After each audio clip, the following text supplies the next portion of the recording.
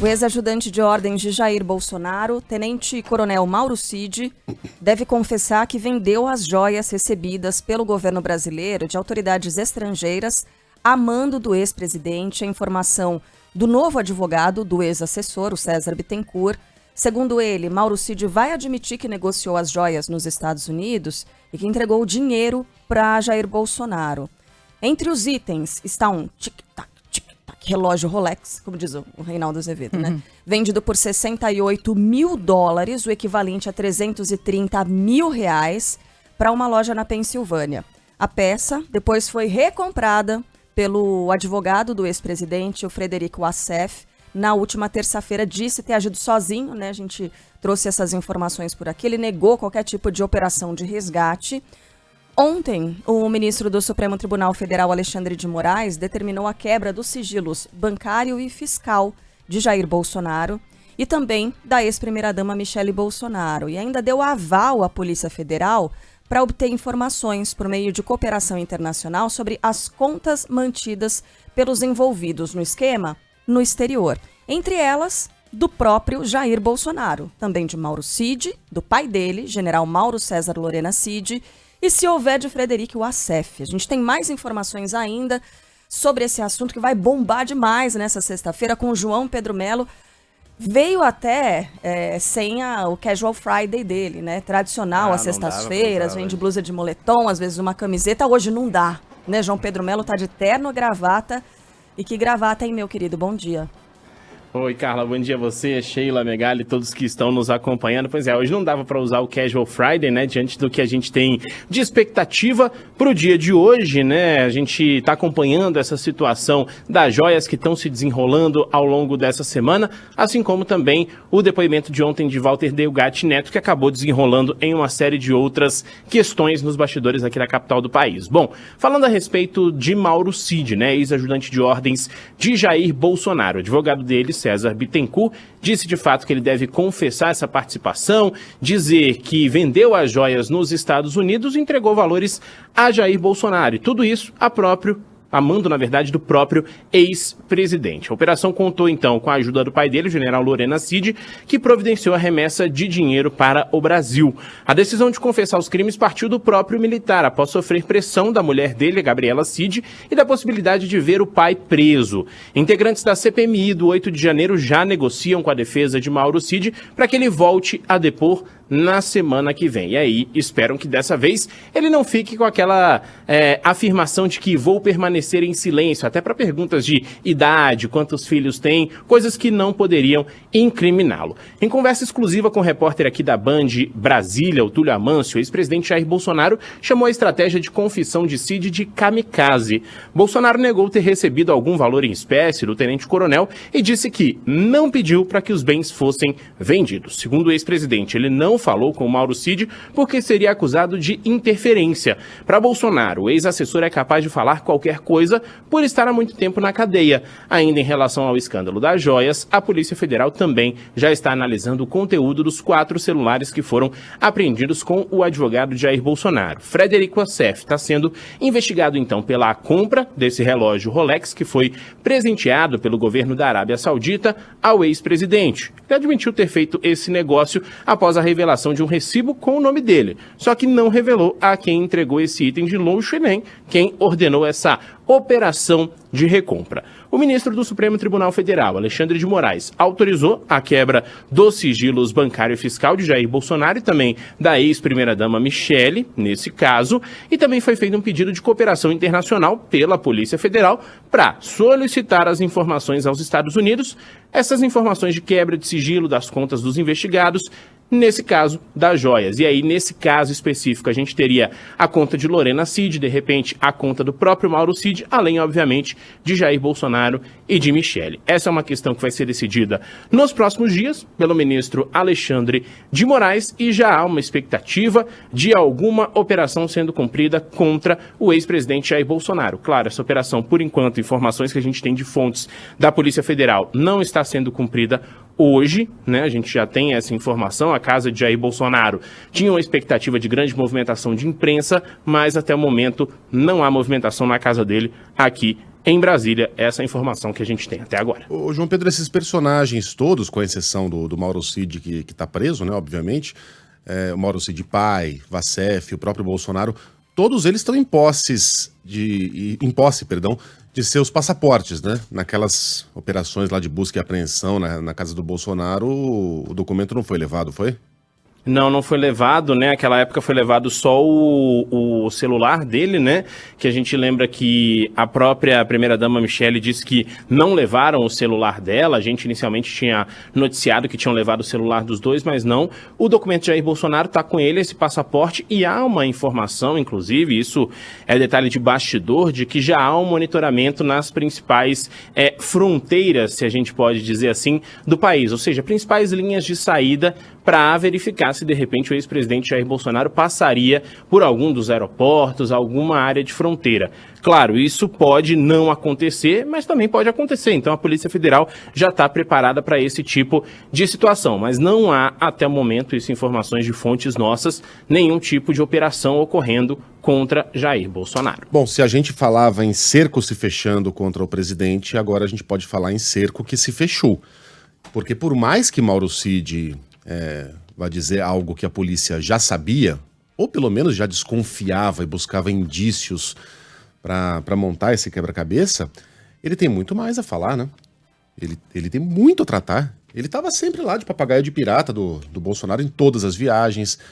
Era aquele cara que desenrolava os problemas, enfim, o cara que estava sempre ali. Cumpridor de ordens. Cumpridor de ordens. E a gente já viu o tipo de ordem que saía do Palácio do Planalto. Então ele tem muito a tratar a respeito da pandemia, né? Ele tem muito a dizer a respeito da participação do presidente no planejamento daqueles atos que culminaram com o 8 de janeiro, e talvez até assuntos sobre os quais a gente não sabe ainda, né? É um manancial de informações caso o Mauro Cid queira de fato piar, né? Sair contando tudo que sabe. Por enquanto, o que a gente tem é uma confissão. A gente não tem um acordo fechado de delação premiada, tá? São duas coisas diferentes, bem diferentes. E... Uma Itaipu de ideias, a gente tem uma Itaipu de informações. Certamente. De bastidor. Certamente. Né? Pra gente não ficar sabendo. E a respeito... Bom, tá tudo interligado, né? A questão do Delgatti, a questão da tentativa de golpe, a questão das joias surrupiadas. E o João Pedro tem informações agora sobre um desses braços aí dessas muitas investigações, que são os atos golpistas que culminaram com o 8 de janeiro. Uma operação está acontecendo agora que tem como alvo policiais, né, JP? Exatamente, viu, Megali? A gente está recebendo informações nesse momento, inclusive, a respeito dessa situação. Foi um pedido feito ontem à Procuradoria-Geral da República para a prisão do coronel Clepter Rosa Gonçalves, que é ex-comandante da Polícia Militar aqui do Distrito Federal, além de Fábio Augusto Vieira e outros 5 oficiais que integravam a cúpula da PM aqui do Distrito Federal no dia dos atos do dia 8 de janeiro. Informação até agora, a Polícia Federal disse que já cumpriu 7 desses mandados de prisão preventiva, né?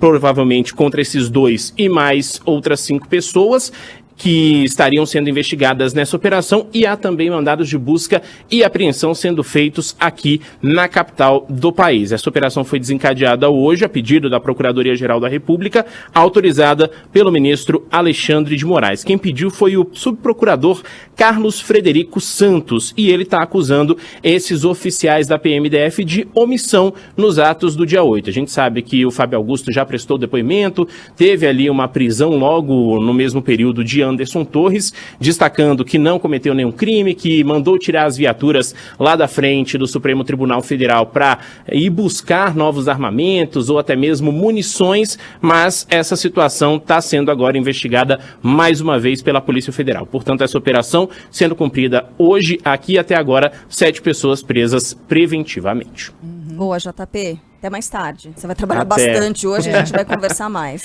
tarde. Pode deixar. Tendo novidade, JP volta por aqui. Até mais. Hoje a Polícia Federal volta a ouvir o hacker da Vaza Jato, Walter Delgatti Neto, depoimento marcado depois de a Polícia Federal ver contradições no que foi dito por ele anteriormente.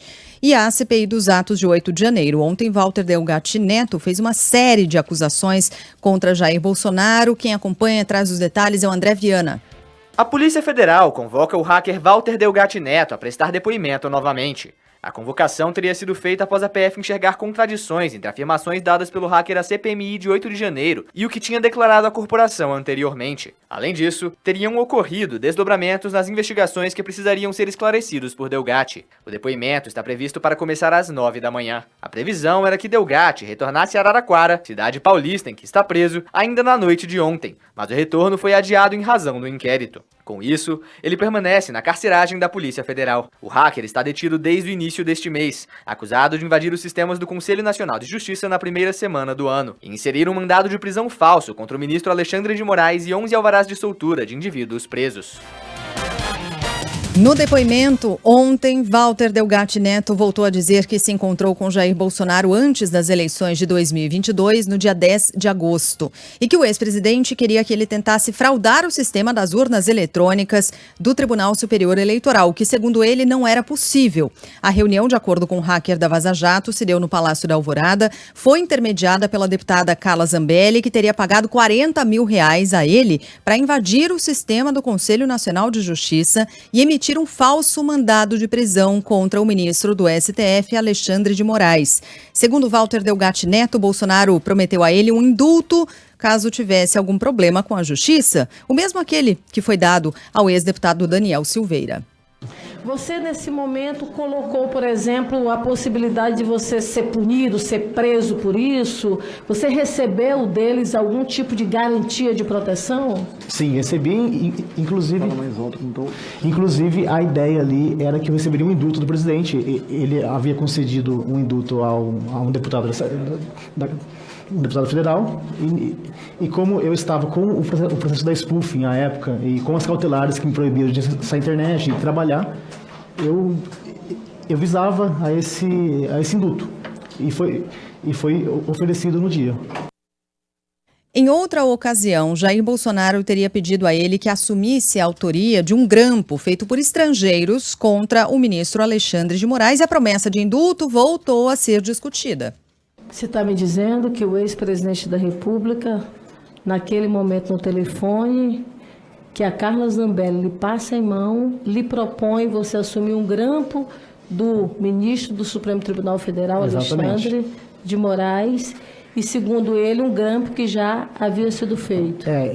Ele disse no telefonema que esse grampo foi realizado por agentes de outro país, ele me disse. Não sei se é verdade, se realmente aconteceu o grampo, porque eu não tive acesso a ele. E disse que em troca eu teria o prometido indulto. E ele ainda disse assim, ó, se caso alguém te prender, eu mando prender o juiz. Ele usou essa frase. Não, eu não entendi. Ele disse assim, fique tranquilo, se caso algum juiz te prender, eu mando prender o juiz. E deu risada. Ele mandaria prender o juiz que porventura lhe prendesse. Sim, porque esse grampo ele seria suficiente para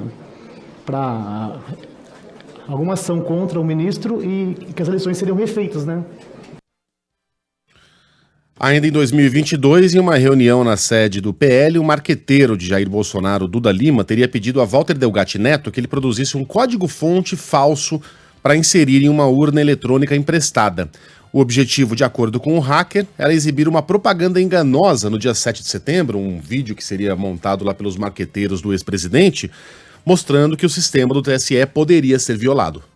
Era no dia 7 de setembro, eles pegarem uma urna emprestada da OAB, acredito, e eu colocasse um aplicativo meu lá e mostrasse à população que é possível apertar um voto e sair outro.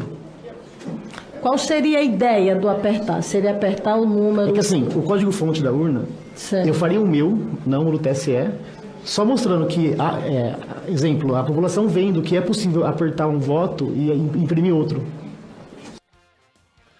Walter Delgatti Neto revelou ainda que, a pedido de Jair Bolsonaro, esteve 5 vezes no Ministério da Defesa e se encontrou, inclusive, com o então ministro Paulo Sérgio Nogueira.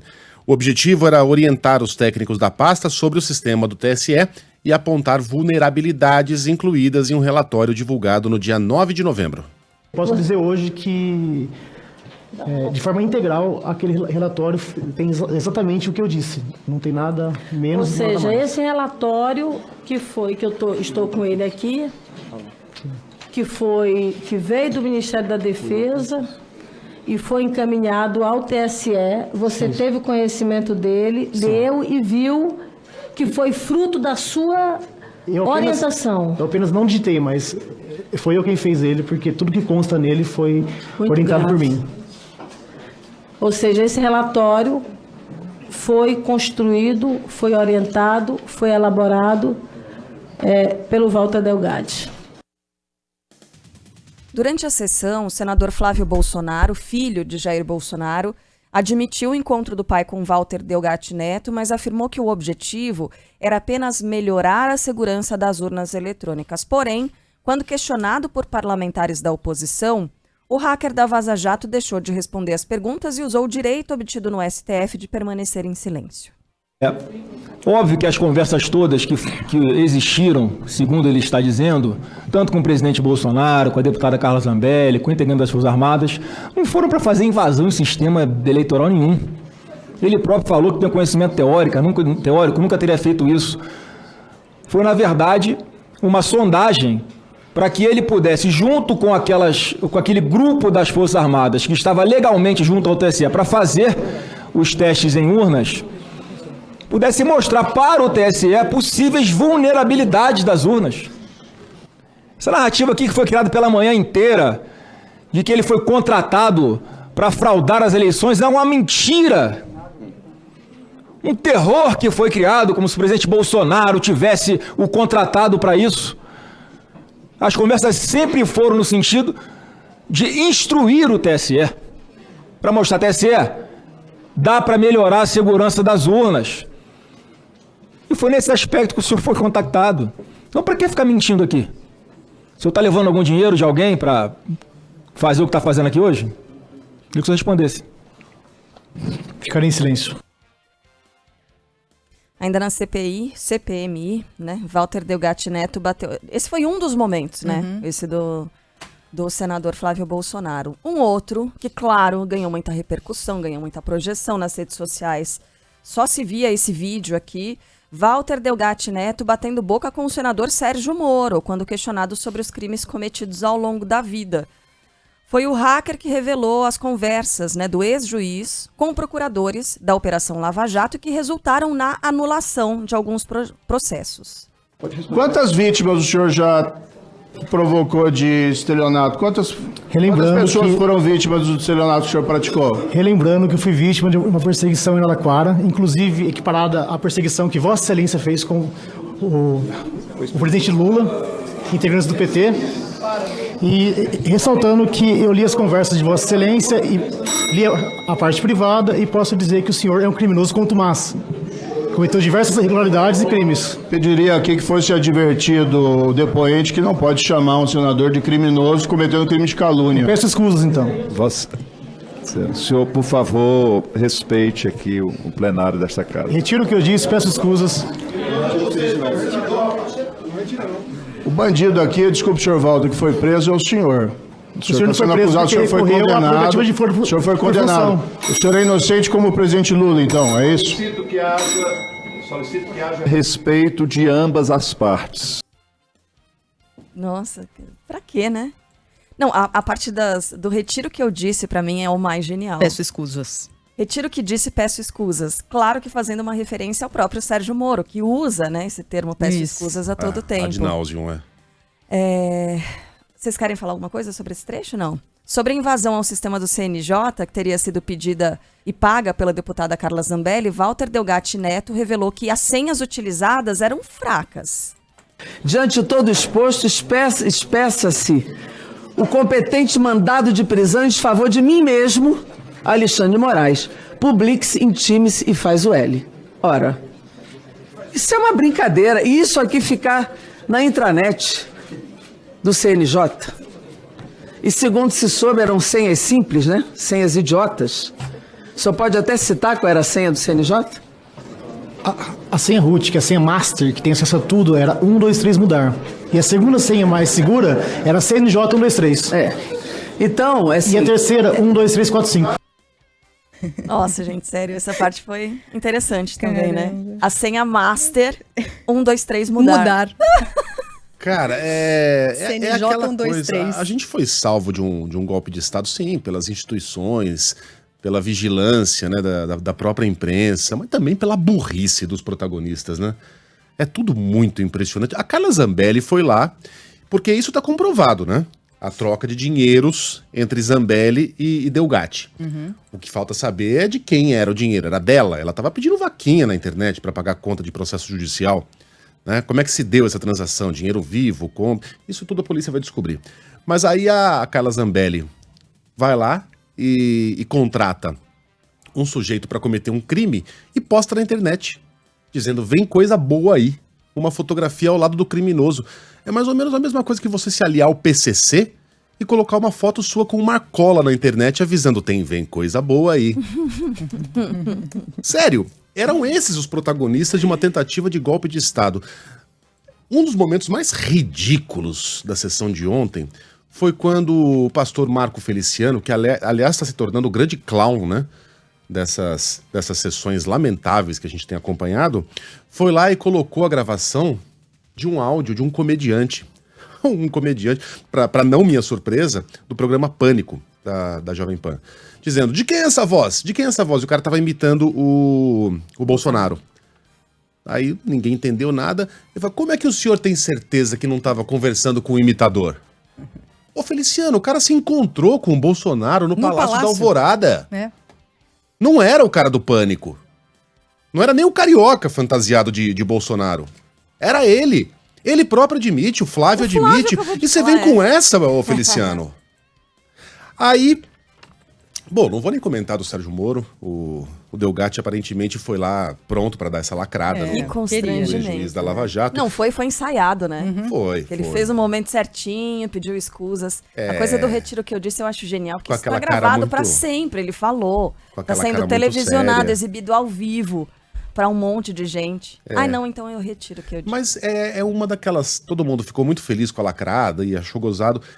Esse foi um daqueles momentos que eu olho pra esse cara e falo, talvez eu não possa confiar no que esse cara tá dizendo. Mas a gente sabe que não, né? A gente sabe que não dá pra confiar.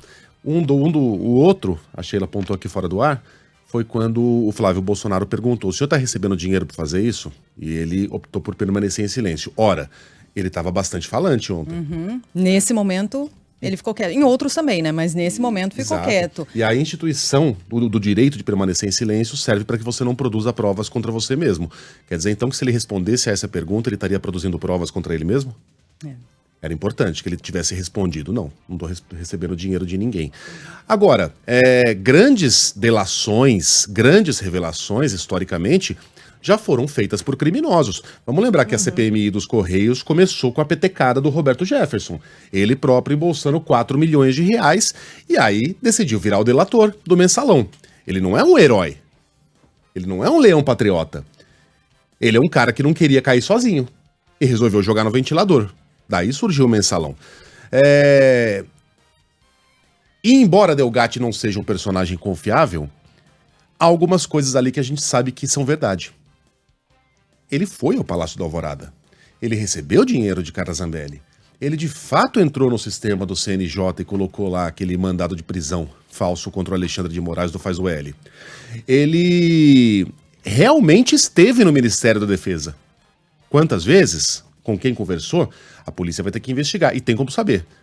E entrou pelos fundos, segundo ele disse. Se isso aconteceu, é pior ainda. É o governo tentando apagar evidências de uma conspiração. É gravíssimo.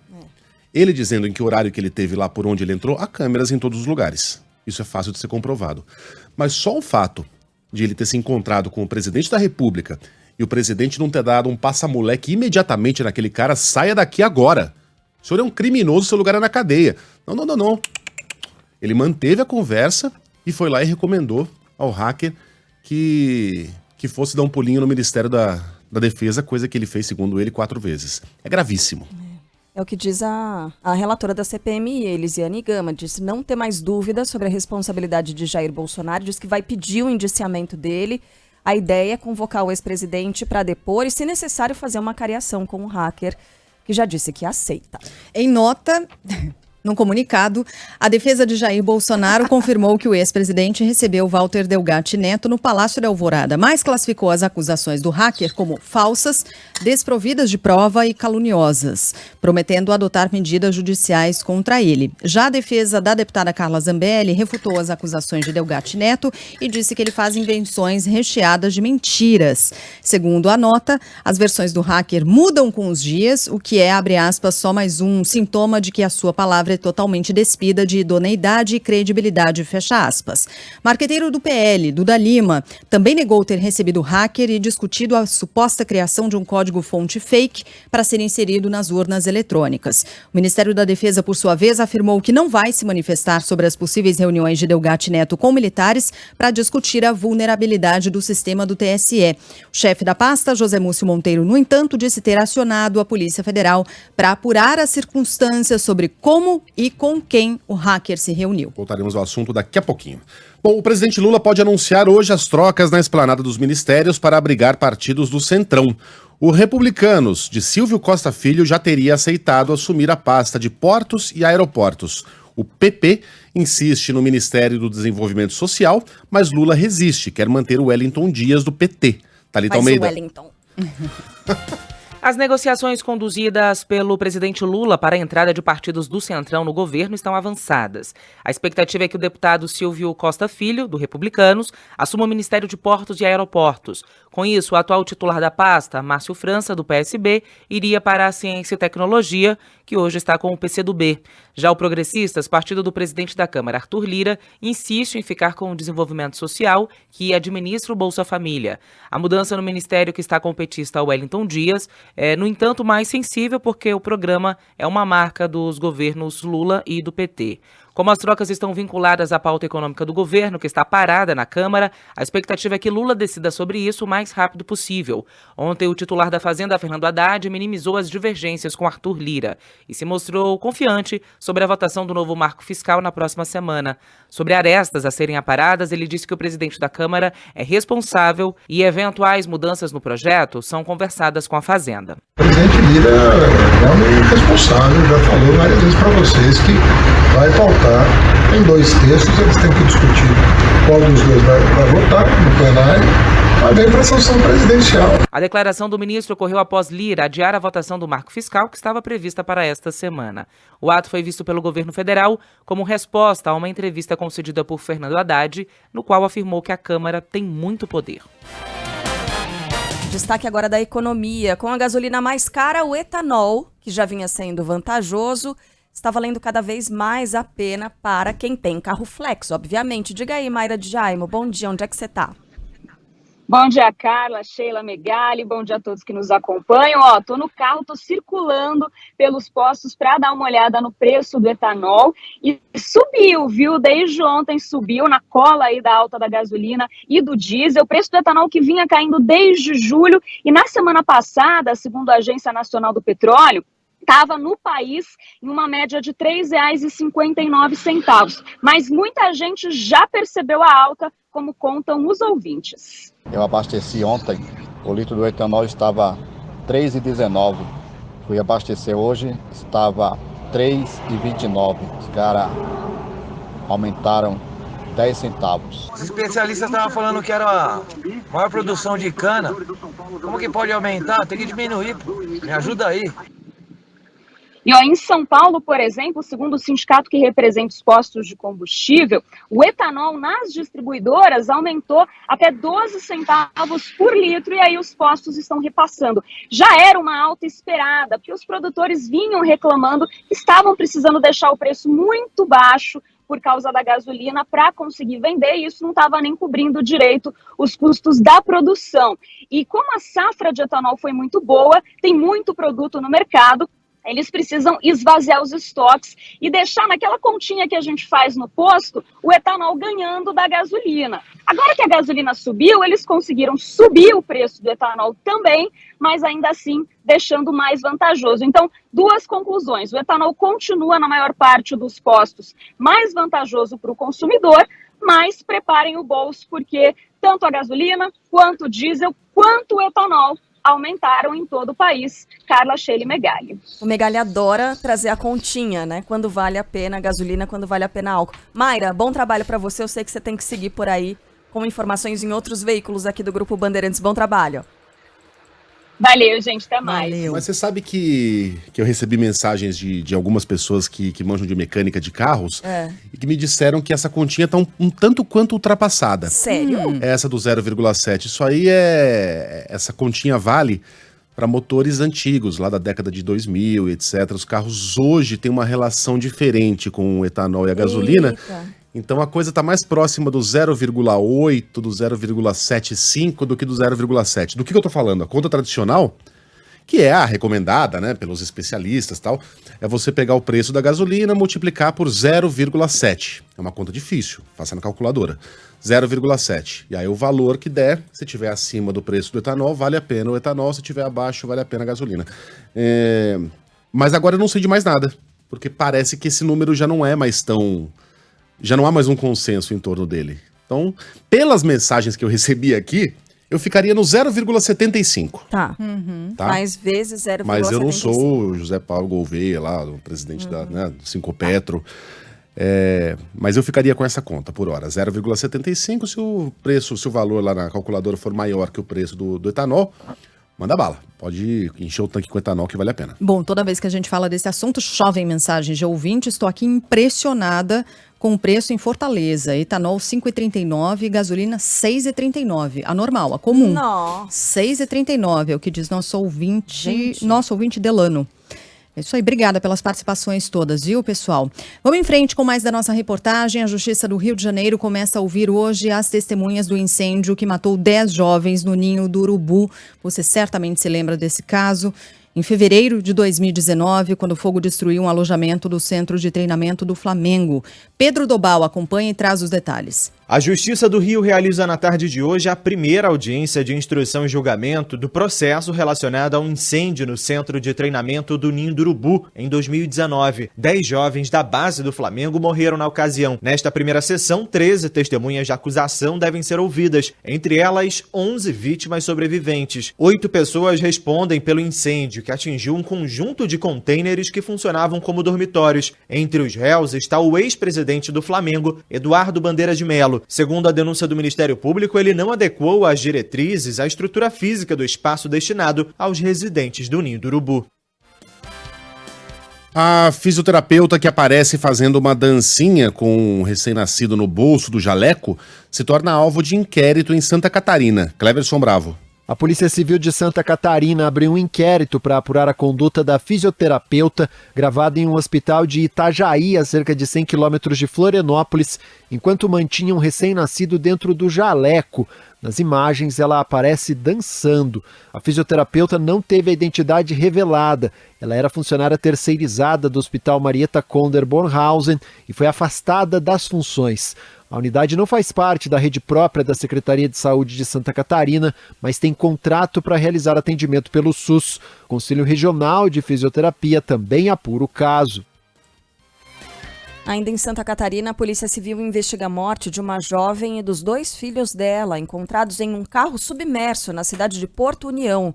Destaque é de Ângelo Sfaier. Um telefonema anônimo levou o Corpo de Bombeiros a encontrar um carro submerso no Rio Iguaçu, em Porto União, no norte de Santa Catarina. Uma mulher de 24 anos e os 2 filhos dela foram encontrados mortos. Entre as vítimas estava uma bebê de apenas 3 meses de vida e uma criança de 5 anos. A Polícia Civil abriu um inquérito para investigar o caso. Testemunhas e pessoas próximas à família devem ser ouvidas para esclarecer as circunstâncias. Os corpos da mulher e dos filhos foram sepultados ontem no cemitério Santa Marta, em Porto União, no norte catarinense.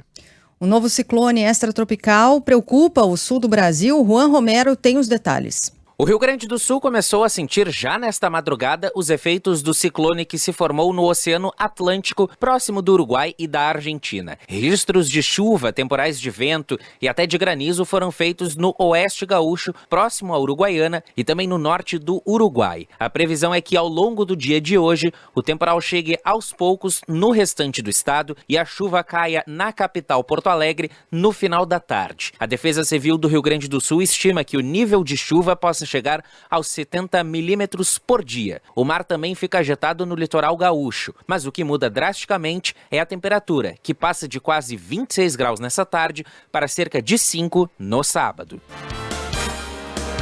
O apresentador Fausto Silva segue internado no Hospital Albert Einstein para tratar de uma insuficiência cardíaca. Ontem essa notícia veio à tona e ele já estava internado fazia mais de 10 dias, né? O Thiago Muniz vai trazer todos os detalhes. O apresentador de TV Fausto Silva tem quadro de saúde estável depois de ser internado no começo do mês para tratar uma insuficiência cardíaca. Faustão está sob cuidados intensivos no Hospital Albert Einstein desde o dia 5 de agosto. A notícia foi divulgada pela instituição médica apenas no dia de ontem. Não há previsão de alta do apresentador. O boletim do Hospital Albert Einstein é assinado pelo cardiologista Fernando Bacal e pelo diretor Miguel Sendoroglu Neto. O Grupo Evergrande, o segundo maior da China no setor da construção civil, entra com pedido de proteção para evitar a falência. Dependendo dos próximos passos, isso pode trazer resultados, impactar o Brasil também. Fala aí, Arthur Coelho. A China Evergrande entrou com o conhecido Capítulo 15 em Nova York, uma medida que protege os ativos da empresa nos Estados Unidos dos credores. A Evergrande é a segunda maior empresa imobiliária da China em vendas. O capítulo da Lei das Falências Americanas é destinado a lidar com os processos de recuperação judicial internacionais originados em outros países. A petição do Capítulo 15 da construtora residencial chinesa faz referência a procedimentos de reestruturação em Hong Kong e nas Ilhas Caimã. Acordos internacionais de reestruturação de dívida às vezes exigem a entrada pelo capítulo 15 durante a finalização de uma transação. O cenário imobiliário da China é um dos sintomas da desaceleração da segunda maior economia do mundo. No segundo trimestre, a economia chinesa cresceu em ritmo anual, 6,3%. No entanto, o resultado está abaixo dos 7% que os analistas previam.